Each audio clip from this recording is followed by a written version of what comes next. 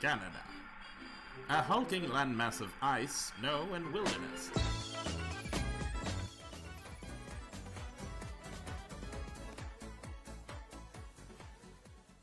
Обещаю трай твои объятия. You may dress like an Arab, Lawrence, but may I remind you you're a British subject. La la la la la la la.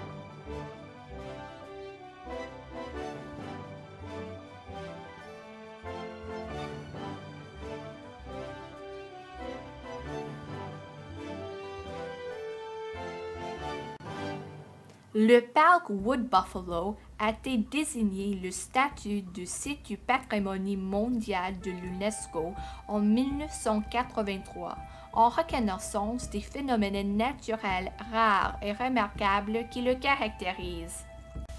Les preuves archéologiques montrent que les Autochtones habitent la région de Wood Buffalo depuis plus de 8000 ans et vivaient longtemps avant l'arrivée des négociants en fourrure au début du 17e siècle. Les Européens ont baptisé les habitants de la région de plusieurs noms, les appelant castors, esclaves et chippewas. Les deux premiers groupes ont quitté la région lorsque le commerce des fourrures s'est déplacé vers l'ouest. Il est vital de bien comprendre les données traditionnelles et scientifiques pour protéger l'intégrité écologique et culturelle de la région de Wood Buffalo. Le personnel du parc et les utilisateurs traditionnels travaillent en collaboration à cette fin. Le relief, la porosité et la solubilité uniforme du substratum rocheux de ces plaines ont entraîné un drainage principalement vertical qui se fait par percolation, plutôt qu'un drainage horizontal se produisant à la surface du sol. L'eau qui s'infiltre à travers le sol et le substratum provoque la saturation de la surface.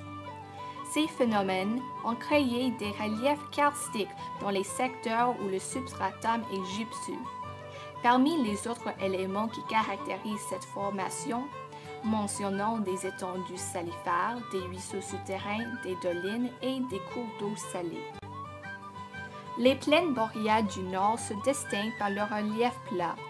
L'altitude de ces étendues mal drainées varie entre 210 et 300 mètres au-dessus du niveau de la mer. Les plaines reposent sur un substratum recouvert de roches sédimentaires de la période du Dévonien, gypse, sel-gemme, dolomie et calcaire, et sont tapissées de dépôts glaciaires d'épaisseur variable.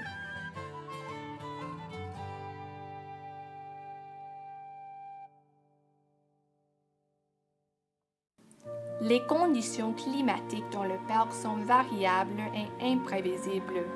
Des températures extrêmes, aussi bien que des conditions difficiles comme une tempête, des vents violents ou de la pluie, peuvent survenir. Des vêtements protecteurs adéquats s'imposent donc en tout temps. Ce parc est situé dans la région de la végétation de la forêt boréale et de la taïga et se trouve principalement dans un climat humide. La saison de croissance est d'environ 80 à 150 journées et la majorité des sols dans les plaines de la taïga est de texture fine et très calcifiée. Cependant, pergelés sols couvrent un grand nombre de la taïga des plaines. Le sol est pauvre et peu propice à l'agriculture et l'élevage. Un grand nombre de zones humides sont situées dans la taïga des plaines, ce qui signifie la plupart du sol est trempé et souvent trop humide tout le temps et en fait lessivé.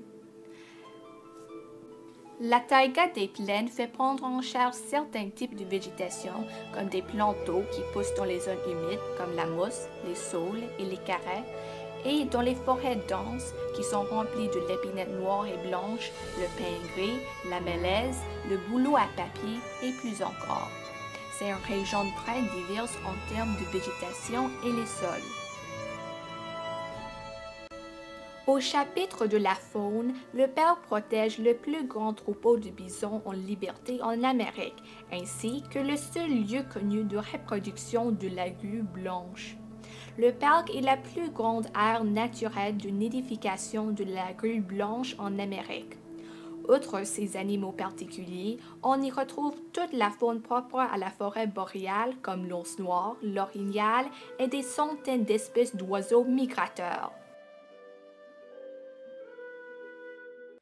S'étendant sur 44 807 km², le parc national Wood Buffalo est le plus grand au Canada et l'un des plus vastes au monde et la plus vaste au Canada.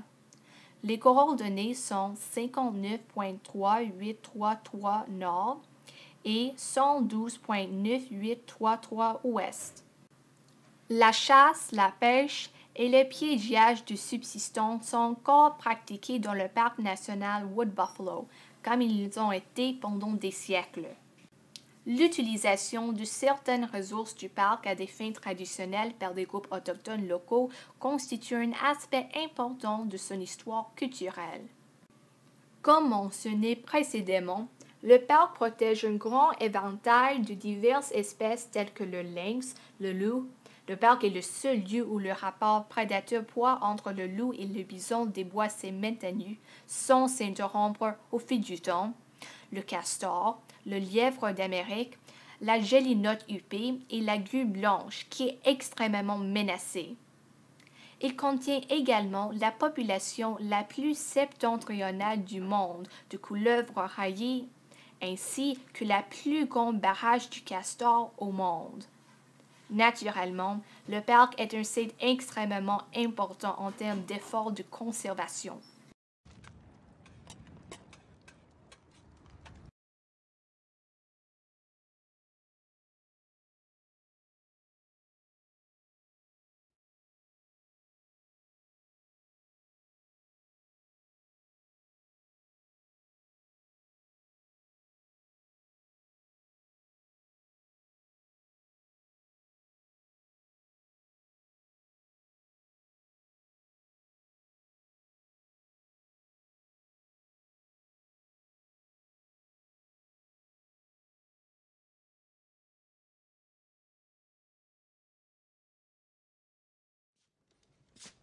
I'm curious what makes you so curious.